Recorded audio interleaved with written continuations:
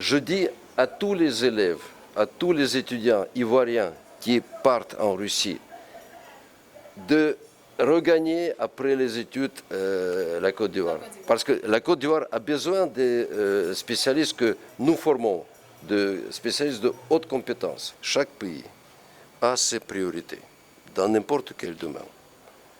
Bon, si, je répète, si le gouvernement ivoirien adresse une demande envers la Fédération de Russie, on va l'étudier et on va répondre à la demande. Donc, bon, je ne vois rien d'anormal, rien d'extraordinaire dans le fait que on ne vend pas les armements à la Côte d'Ivoire. La promotion de l'indépendance et de la souveraineté africaine, le renforcement des échanges commerciaux, les investissements dans l'éducation et bien d'autres figurent parmi les actions menées par son Excellence Alexis Saltykov, ambassadeur extraordinaire et plénipotentiaire de la Fédération de la Russie en Côte d'Ivoire en vue de consolider les relations entre les deux pays. Homme de vision, il est titulaire d'un certificat de mérite du président de la Fédération de Russie en reconnaissance de sa contribution majeure à la mise en œuvre de la politique étrangère russe et de son engagement exemplaire au service de la diplomatie. Ce jour, Alerte Info News le reçoit pour parler des relations bilatérales entre les deux pays, donc entre la Russie et la Côte d'Ivoire. Et également, nous parlerons du conflit russo-ukrainien. Et c'est sur, comme je l'ai dit, Alerte Info News. Bienvenue.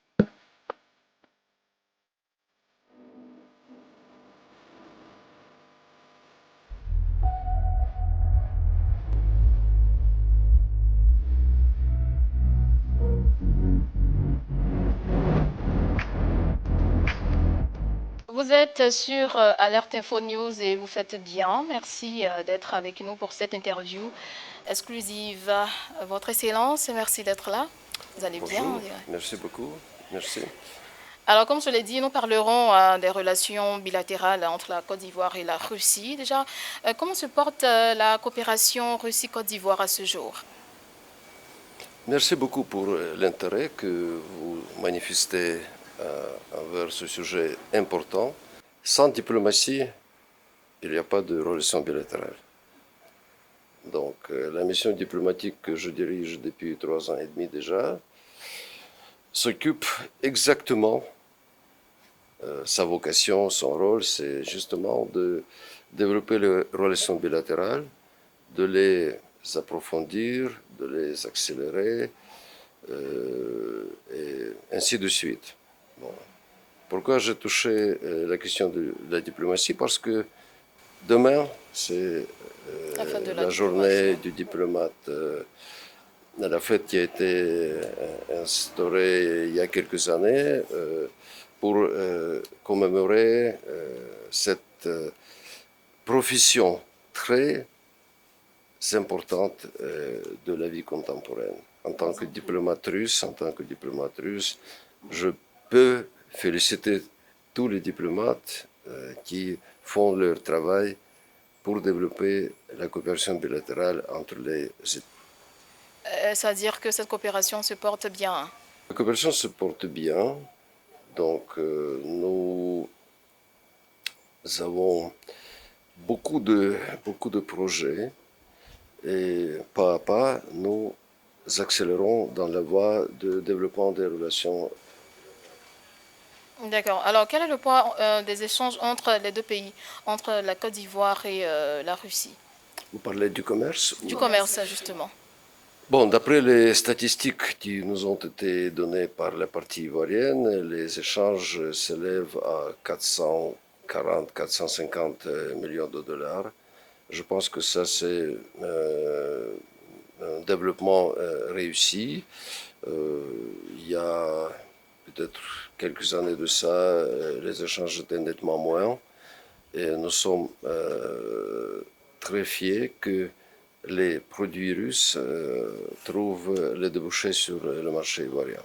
D'accord, on se souvient bien hein, que lors du sommet Russie-Afrique en 2023, un après l'offensive russe en Ukraine, le président Vladimir Poutine avait annoncé hein, qu'il allait convoyer justement du blé hein, vers 6 pays, la Côte d'Ivoire ne faisant pas partie de ces pays qui allaient profiter.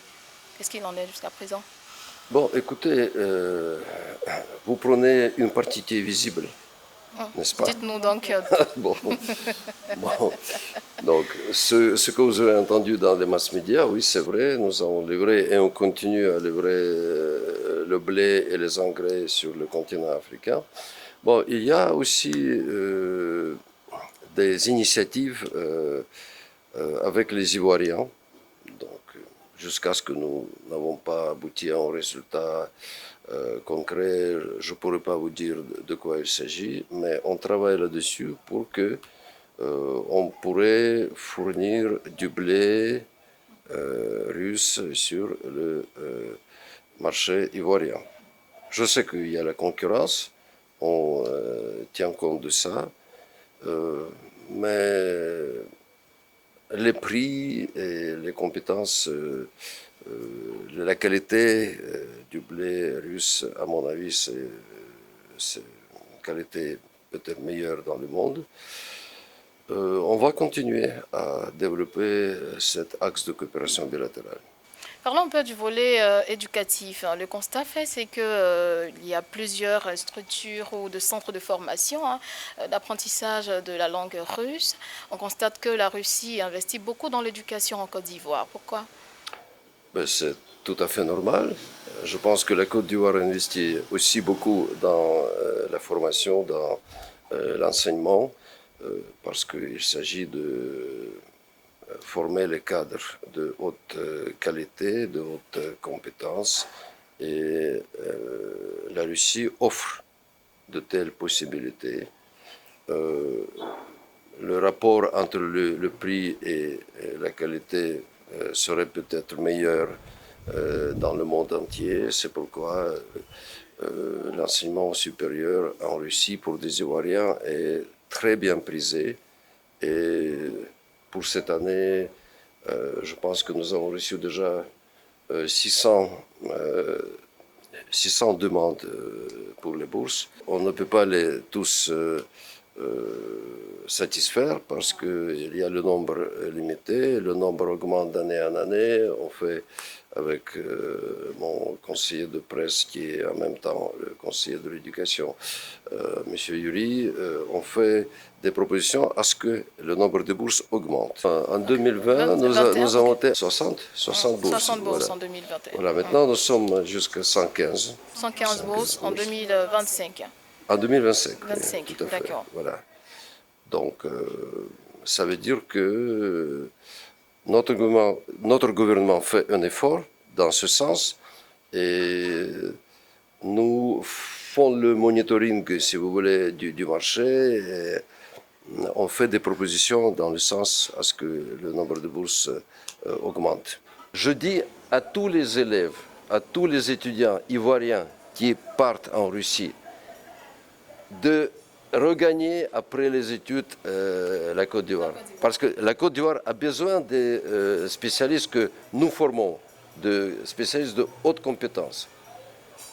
On ne fait pas de statistiques, il y a peut-être les cas isolés. Quelqu'un m'a montré une vidéo de son neveu qui travaille en Sibérie dans une société des hydrocarbures, de pétrole. Ça, c'est un seul cas. Mais je répète toujours à des Ivoiriens qu'ils doivent regagner leur pays, qu'ils doivent revenir. Parce que ce n'est pas la Russie qui en a besoin, c'est la Côte d'Ivoire qui en a besoin. Et puis on a le climat qui est très difficile, il est très rude, il est très... Bon, ici, d'accord, on transpire, ça c'est bien, mais quand vous tomber à moins 25 quand c'était le cas. C'était le cas il y a quelques jours. Quand vous terminez. On constate que Monsieur l'ambassadeur aime bien la Côte d'Ivoire, hein, le climat qui prévaut. Bien sûr, ça c'est mon pays. Vous êtes ivoirien maintenant. En tant que diplomate, en tant qu'un homme. Donc voilà, j'aime beaucoup ma famille, mon épouse adore la Côte d'Ivoire. Comment appréciez-vous l'intérêt, hein, pour les Ivoiriens d'apprendre la langue russe? L'intérêt est très très élevé. Bon, vous avez mentionné tout à l'heure les centres de la langue russe que nous avons ouverts à travers quelques établissements privés, quelques universités privées d'Abidjan. On continue dans le même sens et on aimerait bien introduire l'enseignement, la formation en langue russe de manière permanente, donc que ça soit introduit dans les programmes des établissements. On travaille là-dessus.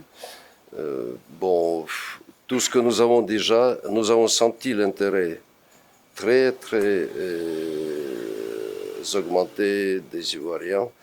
Et c'est normal parce que la langue russe est une langue très riche et nous avons la littérature très célèbre dans le monde. Et je pense que si les étrangers, les Africains, les Ivoiriens peuvent lire les œuvres littéraires de nos poètes, bon, ce serait très bien.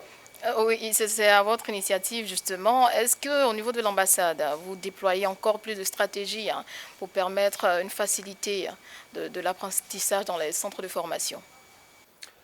On fait beaucoup d'efforts. On fait beaucoup d'efforts. Nous avons le budget qui nous a été alloué, donné il y a un an. Et c'est aussi, vous savez, bon, la diplomatie, ça c'est quand même un processus. Donc, vous voyez, on doit savoir exactement les besoins et les voies et moyens pour satisfaire à ces besoins. Ce n'est pas un travail de un mois, même pas une année. Parfois, ça prend beaucoup de temps, mais on travaille toujours pour le résultat. Toujours pour le résultat. Si on a su ouvrir, comme on dit, les centres de l'apprentissage de la langue russe, ça c'est le début. C'est le début. Les entreprises russes sont beaucoup présentes dans les secteurs énergétiques et agro-industriels. Et quelle est aujourd'hui, hein, leur place dans l'économie ivoirienne? Pour l'instant, on n'a pas de représentation d'une telle ou telle société russe sur le marché ivoirien, sauf peut-être l'exemple de la compagnie Yango, qui est originaire de la société mère Yandex, qui était fondée il y a beaucoup d'années en Russie par des Russes. Maintenant, ça c'est une société plutôt internationale. Bon, il y a une branche à Dubaï, il y a une autre branche en Europe quelque part, mais quand même le noyau de cette entreprise, c'est le noyau russe.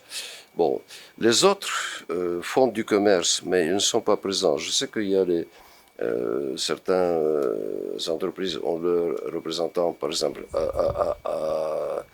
à Dakar, au Sénégal, en Guinée, mais ils sont présents sur le marché ivoirien. C'est pourquoi le chiffre d'affaires du commerce a augmenté. Qu'est-ce qui bloque? Bon, ça, il faut peut-être voir le contexte des relations bilatérales entre la Côte d'Ivoire et la Russie. Bon, il n'y a pas d'obstacle. Le marché, la seule chose qui peut-être freine un tout petit peu, même pas freine, mais ne donne pas des résultats, si vous voulez, c'est que la Russie ne connaît pas le marché ivoirien. Ne connaissent pas. Donc nous faisons le travail pour faire découvrir le marché ivoirien Bon, les gens viennent, les gens prospectent, et il y a déjà une société, une grosse société agro-industrielle qui a manifesté le désir d'ouvrir ici sa représentation. Bon. Bon, à mon avis, c'est seulement la connaissance mauvaise du marché. Il faut étudier.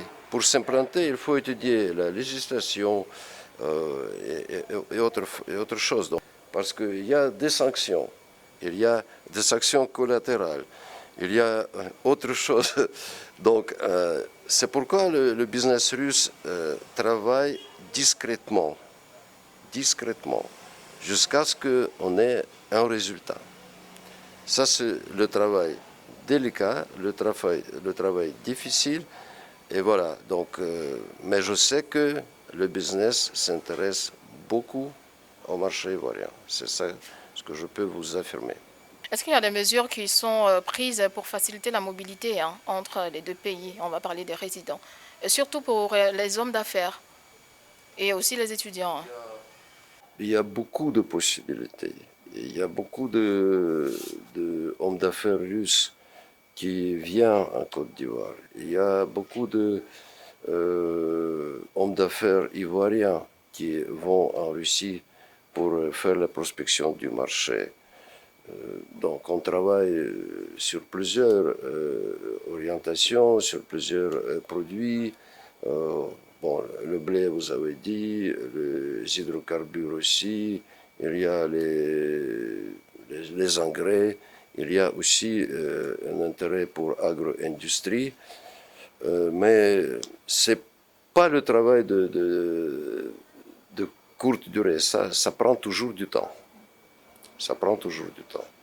Mais on est là, on facilite les contacts et on va le faire pour que la Russie soit mieux présente sur le marché ivoirien. Parlons un peu du volet sécuritaire. En 2025, vous disiez que vous étiez toujours en pourparlers avec le ministère de la Défense pour un accord sur le volet sécuritaire. Qu'en est-il ce jour? Bon, je pense que toutes nos propositions sont toujours à la table des Ivoiriens. D'accord, pas de retour jusqu'à présent. On n'a aucun retour.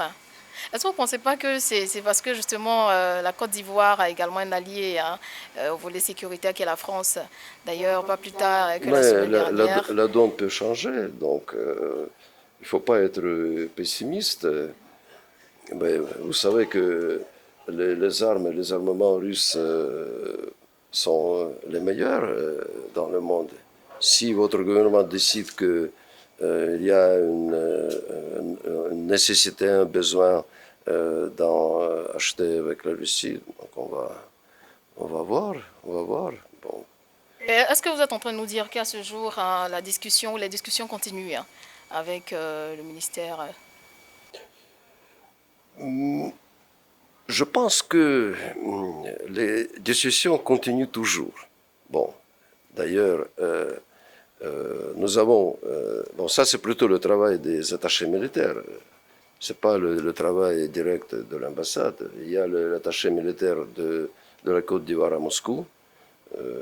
Ce sera le nouveau d'ailleurs qui devrait partir. Il y a l'attaché militaire de Russie qui est basé à Accra. Bon, je pense que c'est à eux de faire le travail et il me semble que le travail continue. Bon, l'ambassade n'est pas... c'est plutôt quand il s'agit des accords entre les gouvernements. Ça c'est le travail de... Mais tout ce qui concerne les choses des ventes, des achats, ça c'est plutôt les attachés militaires qui en sont responsables. Chaque pays a ses priorités dans n'importe quel domaine.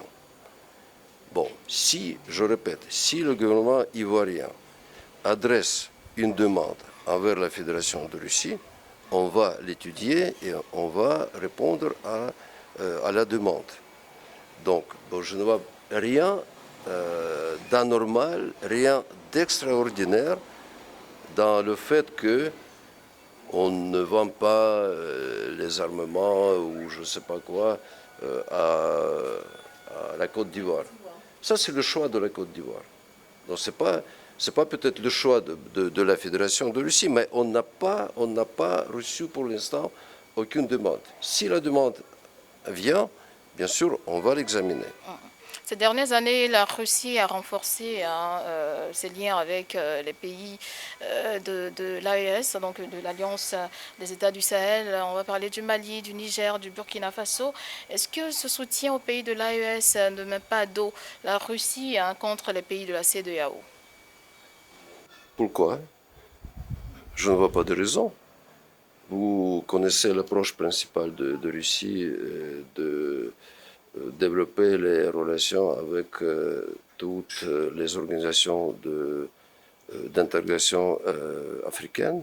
Donc on est présent comme observateur même à CEDEAO. Notre ambassadeur au Nigeria, si je ne me trompe pas, il représente la Russie en tant qu'observateur. On est observateur à l'Union parlementaire africaine. Merci d'ailleurs pour le soutien, y compris de la Côte d'Ivoire. Donc nous avons obtenu ce statut il y a 3 ans. Donc je ne vois pas de raison pour qu'on soutienne les uns contre les autres. La coopération entre la Russie et la Côte d'Ivoire est assez ostensible dans plusieurs secteurs, on l'a cité. Lequel secteur pourrait être renforcé selon vous? Dans quel domaine cette coopération doit être renforcée? Bon, à mon avis, on doit miser peut-être dans le proche avenir sur agro-industrie. L'agro-industrie, pourquoi? L'agro-industrie, oui. Parce qu'on a besoin des produits que vous produisez, les produits de base, les produits de rente, comme on dit. Bien sûr, nous avons les technologies de transformation. Oui. Bon, voilà, je sais que ça, c'est un axe très important parce que ça touche les intérêts de la population. Vous voyez, la population doit être nourrie et les produits doivent être sauvegardés parce qu'avec le climat tropical, bon, la durée des produits reste quand même limitée. Bon, si on met les chaînes de production de certains produits tels que les tomates, je sais pas, même les concombres, vous produisez maintenant, j'étais très, très content de savoir qu'à Boitier, maintenant, on fait des concombres, des cornichons. Ça, Oui, tout à fait. c'est très bien. Ouais, donc, vous développez votre agriculture. Nous aussi, quand les sanctions ont été érigées contre mon pays, nous avons entrepris des efforts pour développer l'agriculture locale. Bon, maintenant, on produit presque tout. Je ne serais pas étonné que d'ici quelque temps, vous allez produire du lait. Il faut apporter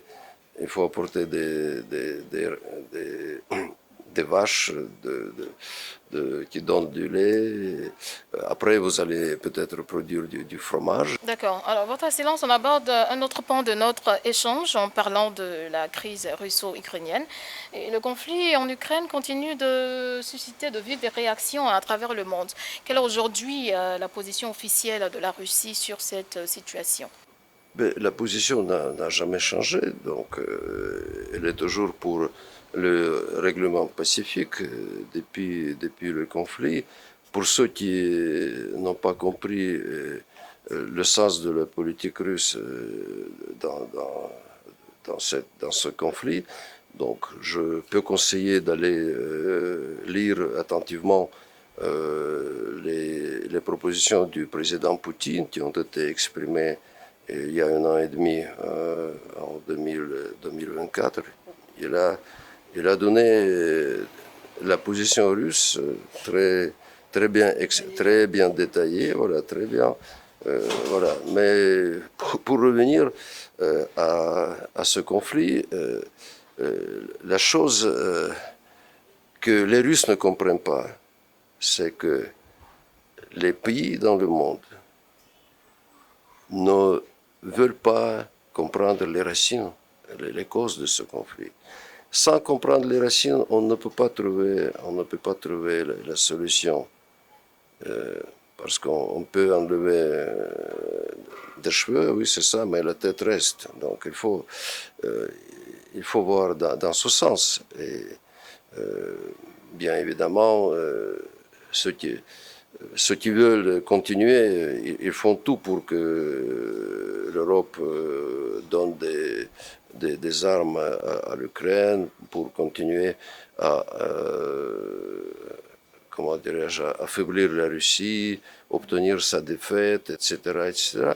Ça, c'est une position des gens qui sont un peu peut-être myopes, excusez-moi pour employer ce mot, mais qui ne vont pas dans les racines. Ils voient ce qui est sur la surface et ne regardent pas ce qui est au fond. Ces mêmes personnes dont vous parlez accusent la Russie d'isolement diplomatique sur la scène internationale. Qu'est-ce que vous répondez? Mais la Russie n'est pas isolée. Il n'y a pas d'isolement. Si quelqu'un veut que la Russie soit isolée, au contraire, la Russie développe les relations avec les pays. Et, la majorité globale, comme on dit maintenant, la majorité globale du Sud et de l'Est, avec les organisations d'intégration, donc ça dépasse le potentiel économique même du groupe G20. Bon, je ne suis pas spécialiste, je juste vous dis quelques idées. Bon, non, il n'y a pas d'isolement. La dernière conférence ministérielle Russie-Afrique qui s'est tenue au mois de décembre de l'année dernière a regroupé tous les pays africains. Bon, de quel isolement vous parlez? Bon, il n'y a pas d'isolement. Washington a invité la délégation russe et ukrainienne à de nouvelles discussions. Ça se fera précisément cette semaine. Qu'est-ce que vous en pensez? Bon, je pense qu'il faut laisser les délégations à continuer leur pourparlers. Bon, il y a eu des échanges qui ont commencé d'ailleurs à Alaska, n'est-ce pas, par la rencontre de deux présidents. C'est ça qui a donné une impulsion à des négociations. Bon, on attend à quoi ces négociations vont aboutir. Merci bien, Monsieur l'ambassadeur, d'avoir accepté notre invitation et d'avoir répondu à nos questions. Merci beaucoup. Je tiens à vous remercier parce que vraiment, vous me faites le plaisir de donner quelques pensées la veille de la fête, le jour du diplomate russe. Voilà. Bon, parce que vraiment, c'est la reconnaissance de la profession de diplomate. D'ailleurs, votre gouvernement a fait presque la même chose et elle a instauré aussi la journée de la diplomatie ivoirienne. Ça, c'est louable et vraiment, j'ai déjà dit au ministre Adam, quand il était le ministre, j'ai dit que ça, c'est très bien parce que je pense que c'était Candier Camara qui a d'ailleurs lancé ça. Voilà, je dis que vraiment, c'est la reconnaissance de la profession qui est très difficile parce que certains pensent que les diplomates, c'est quoi? C'est aller dans les réceptions, boire du champagne, manger le caviar ou les huîtres, etc. Non, c'est pas ça, c'est la partie visible. Il y a le travail au quotidien qui est vraiment difficile et ça demande beaucoup de connaissances. Merci beaucoup. Merci bien. Merci à vous, chers internautes, de nous avoir suivis. Likez, partagez, abonnez-vous. Activez la cloche de notification pour cette interview exclusive. Nous recevions son Excellence M. Alexei Saltykov, ambassadeur extraordinaire et plénipotentiaire de la Fédération de la Russie en Côte d'Ivoire. Et c'était sur Alerte Info News. Portez-vous bien et à bientôt.